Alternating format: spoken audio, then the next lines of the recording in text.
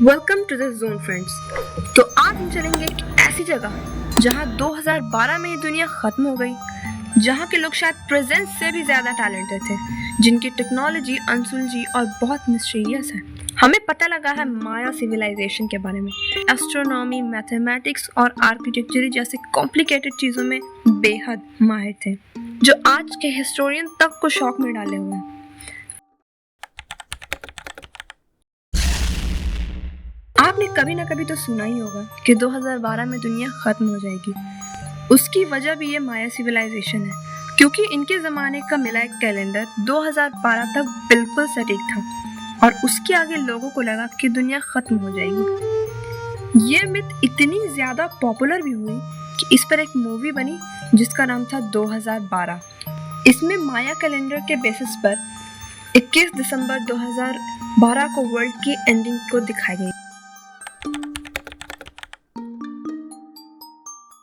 बिना किसी measurement machine, compass और लेजर लेवल के भी शहर की डिजाइनिंग और प्लानिंग आज की दिल्ली और चंडीगढ़ जैसे शहरों जैसी थी। रोड्स ऐसे थे जो एक दूसरे को एग्जैक्ट 90 डिग्री पर काटते थे। ऐसे रोड माया सिविलाइजेशन से पहले सिर्फ हड़प्पा सिविलाइजेशन में देखने को मिला है। मेन चौक के पास मंदिर, महल और घर बनाए गए थे। अगर इनके बसाए शहर को ऊपर से देखा जाए तो ये बिल्कुल किसी चेकर बोर्ड या स्क्वायर ब्लॉक की तरह दिखाई देते थे। कितना अजीब है ना, लोग हम जैसे ही, पर लैंग्वेज ऐसी जो हम पढ़ ना सके।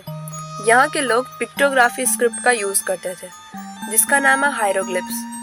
अब ये हायरोग्लिप्स क्या है? तो इसमें बातों को पिक्चर्स में लिखा जाता है, जैसे इंसान, जानवर, बर्ड्स के फोटो जैसे कई साइन मिलकर एक सेंटेंस बनाते हैं। जैसे कि ये सन का सिंबल, इसका मतलब है सोर्स ऑफ लाइफ, और ये जैगवार जो सेफ्टी ऑफ पावर का साइन है, यानी जंगल का देवता। इसकी स्पेशलिटी तो ये है कि ये पत्थर के ऊपर right to left, left to right, up to down किसी भी डायरेक्शन में लिखी गई है। पर यहाँ एक और सवाल उठता है कि हिस्टोरियन ने इसे डिकोड कैसे किया? तो इसका जवाब सिंपल है, रोसेटा स्टोन। एक ऐसा पत्थर जिस पर एक ही बात 3 लैंग्वेज में लिखी गई है, जिसमें एक लैंग्वेज था हायरोग्लिप्स, जिसे पढ़ा नहीं जा सका, लेकिन दूसरी लैंग्वेज थी डेमोटिक यानी ग्रीक लैंग्वेज, जिसे पढ़ने वाले आज भी मौजूद है। इसी ग्रीक लैंग्वेज के बेस पर हायरोग्लिप्स को डिकोड किया गया।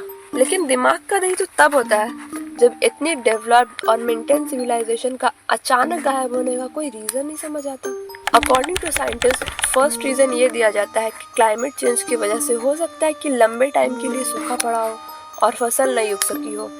ये भुखमरी कई मौत का कारण बनी हो। दूसरा रीजन ये दिया जाता है कि सिटी के अंदर ही विद्रोही पनपने लगे होंगे, लोग अपने ही शासक के खिलाफ हुए हों और कोई बैटल हुई हो। एक और रीजन जो आज की कंडीशन से काफ़ी मिलती है, डिफॉरेस्टेशन।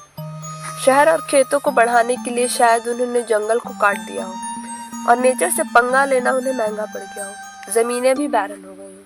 या फिर फ्रांस रेवोल्यूशन की तरह रिलीजन और किंग का कोई मसला रहा हो। साइंटिस्ट तो नेचुरल डिजास्टर जैसे वोल्केनो एरप्शन या अर्थक्वेक की भी बात करते हैं, लेकिन आज तक इसका कोई सॉलिड प्रूफ नहीं मिला।